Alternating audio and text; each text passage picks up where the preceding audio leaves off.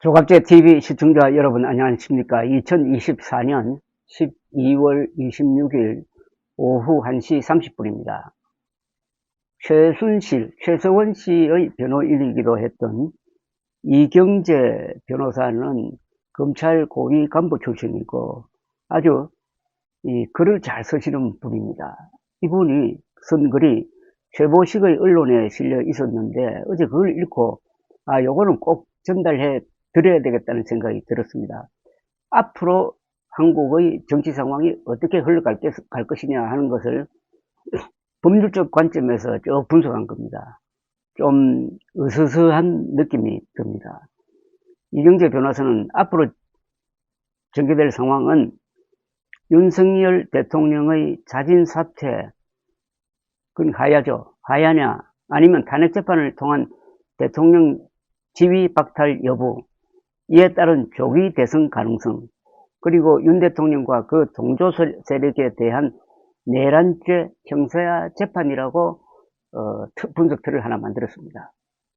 형사법적 판단이 대법원에서 확정이 되려면 아무리 짧게 잡아도 3년은 걸린다고 전망을 합니다. 현직 대통령을 구속해서 재판을 할 경우에 1심 6개월, 항소심 4개월, 대법원 6개월로 그 기간이 16개월에 달하고 재판 도중 보석 등으로 불구속 재판을 하게 되면 그야말로 형사 재판은 부지 하세월로 늘어질 게 뻔하다고 했습니다. 내란 수괴죄의 피고인이 될 윤 대통령 입장에서는 사형 아니면 무기징역이라는 중형이 예상되는 만큼 사력을 다해서 방어할 것이라고 했습니다. 탄핵보다 더 무서운 게 내란죄 재판이라고 했습니다. 그래서 윤 대통령은 국회의 계엄 해제 결의 직후 담화를 발표하면서 이번 계엄은 반국가 세력에 의한 국정마비 책동을 국민들에게 알리고 그 세력을 일거에 척결하기 위한 목적이었다고 했을 것입니다. 경고성 계엄일 뿐 헌정질서나 국가기관의 권능을 정지시킬 의도는 없다는 논리를 편 겁니다. 형법상으로는 큰 문란 목적이 없었으니 내란죄는 아예 성립되지 안 된다는 요지였습니다. 이재명 등 반국가 세력을 집어서 척결하려 한 것이지 국회의 기능을 정지하려 한 적이 없다는 주장입니다. 윤 대통령은 계엄 발령 후 2시간여 만에 계엄 해제가 이루어졌는데 2시간짜리 계엄을 할 어리석은 사람이 어디 있느냐고 주장하고 있습니다. 이경재 변호사는 윤 대통령은 이재명 대표가 장악한 국회가 압도적 다수 의석을 무기로 사사건건 국정에 딴지를 걸고 대통령의 취약한 고리인 김건희 여사 관련 비리를 집요하게 파고들며 특검 추진, 정부 주요 기관장에 대한 탄핵소추 남발, 위헌적 법률 양산, 그리고 예산 삭감 등을 자행하면서 정국에는 자신에 대한 탄핵으로 조기 퇴진을 노린다고 판단했을 것입니다. 이경재 변호사는 이렇게 썼습니다. 실제로 이재명 대표 측은 2025년 6월 이전까지 윤통을 끌어내야 한다는 기한을 설정하고 TF팀을 결성했고 김민석 의원은 윤통이 계엄을 음모하고 있다는 풍문이 있다고 언론에 공언까지 했다. 윤 대통령 부부의 목에 칼을 겨누고 노골적으로 특검과 탄핵의 기치를 내걸고 군중 동원까지 마다하지 않았다. 그런데 비상계엄은 엄격한 법적 요건을 갖추어야 발령할 수 있습니다. 나라 전체가 평시국가에서 전시국가 또는 비상국가로 즉각 전환이 되고 평시법의 상당 부분이 비상사태 요구에 맞게 국민 기본권이 제약되고 국민의 의무는 가중되기 때문입니다. 그러니까 비상계엄령은 엄격한 발동 요건을 법으로 정하고 있다 이겁니다. 헌법으로도.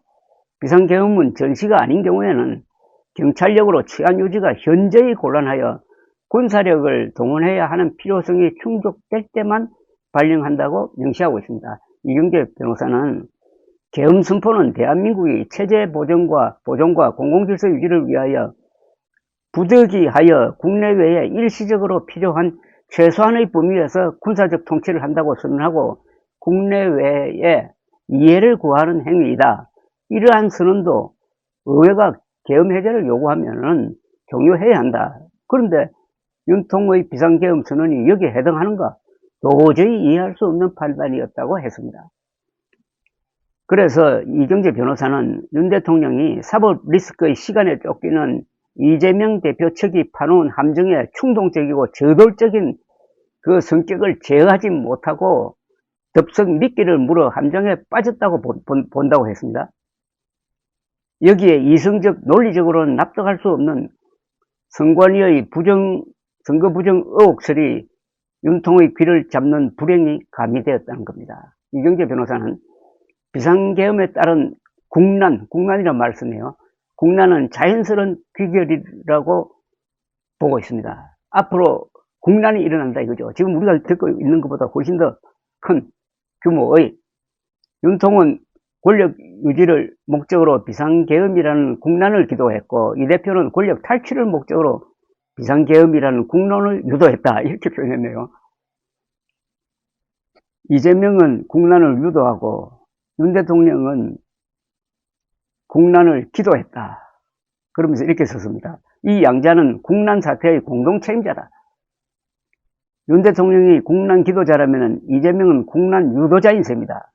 이들에게 대한민국, 그 국민, 법치 질서, 안정과 번영은 안중에 없고 이들의 제일 목표는 정치 권력이고 자신들 야욕을 때론 숨기고 때론 공공연히 발표하면서 나라를 더욱 공공하게 몰아가고 있다고 아주 엄중하게 평가했습니다. 이경재 변호사는 윤 대통령은 국회의 탄핵 소추안 가결 직후 끝까지 싸우겠다라며 하야 불가 선언을 했으므로 다음과 같은 상황이 예상된다고 했습니다.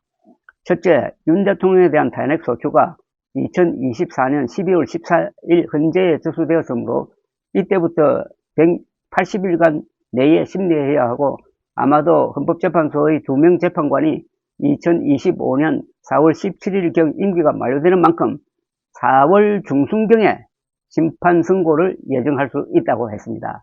내년 4월까지는 탄핵 인용과 기각을 두고 극단적으로 국론이 분열되고 진영 간 치열한 난타전이 불보듯 뻔하다고 했습니다. 둘째, 현직 대통령이 구속되는 목불인견 상황이 벌어질 수 있다고 봤습니다. 검찰은 비상계엄 사태 관련으로 중요 임무 종사자인 국방장관, 육참총장, 방첩사, 정보사, 특전사, 수방사 각 사령관, 경찰청장 등을 구속하여 수사 중에 있는데 우두머리인 윤석열에 대해 구속영장 청구를 하지 않을 수 없을 것이라고 했습니다. 법원 영장 담당 판사도 내란 수괴 혐의자에 대해 영장 기각을 하기가 어려울 것이라고 했습니다. 영장이 발부되어 집행되면 2025년 벽두 전 세계를 톱기사로 장식할 것이라고 보았습니다. 온 국민이 그 오물을 뒤집어 쓰게 될 게 뻔하다고 했습니다. 영장 기각이 되면 영장 판사는 국민 여망에 어긋난다고 하여 민주당이 판사 탄핵에 나설 게 너무나 뻔히 보이고 극단적인 내용이 나라를 나락으로 떨어지게 만들 것이다 라고 보았습니다. 셋째, 내년 4월쯤 탄핵이 인용되고 60일 내인 6월 중순 조기 대선이 있다면 그때까지 이재명 재판의 확정 판결이 나오지 않을 때 그가 야권의 후보가 될 개연성이 매우 높다고 봤습니다.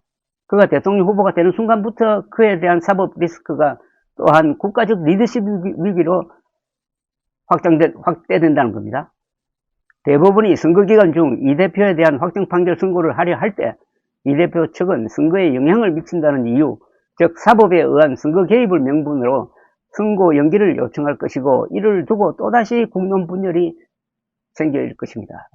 이 대표가 대통령에 당선될 경우에도 이 대표 측은 헌법상의 면책특권 조항 제84조 대통령은 내란 외환죄를 제외하고 재직 중 형사상 소추를 받지 않는다는 이 조항을 최대한 확대 해석하여 사법 절차를 중단시키려 할 것입니다. 이에 따른 또 한 번의 국가 분열은 거의 내전에 가까울 정도로 국가 존립 위기를 초래할 수 있습니다. 이 대표가 무리에 무리를 감행하여 임기를 마치거나 하야로 대통령직을 상실하고 그 후 판결이 유죄, 그것도 실력이 선고된다면 이 대표의 집권기간은, 그때는 이재명 대통령이죠. 이재명 대통령의 집권기간은 범죄자가 대한민국을 통치했다는 전대미문의 오욕의 역사를 우리 국민 모두가 뒤집어서야 하는 위험이 있다고 했습니다. 1년 이내에 다시 대선을 해야 하는 전국 혼란이 올 가능성도 매우 높습니다.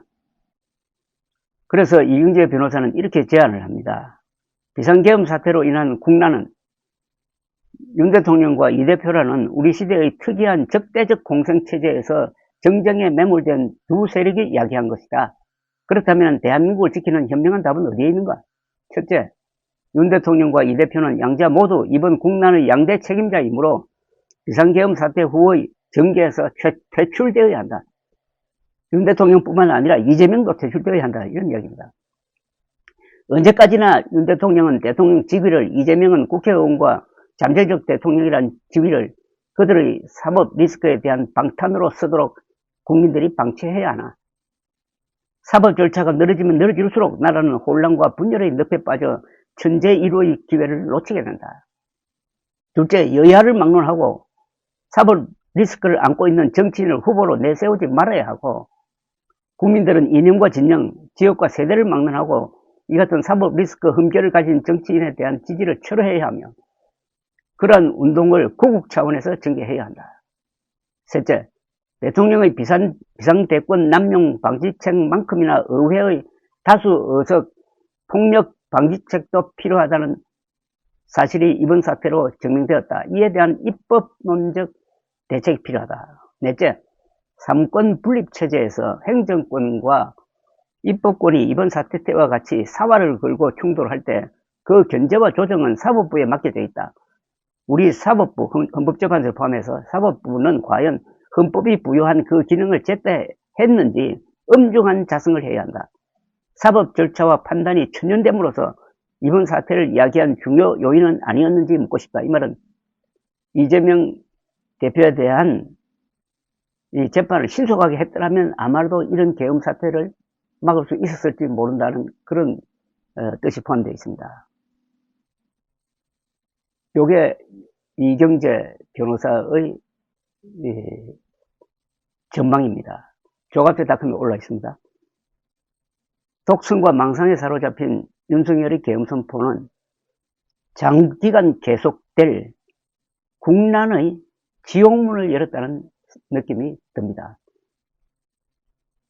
좀 무시무시하지 않습니까? 감사합니다.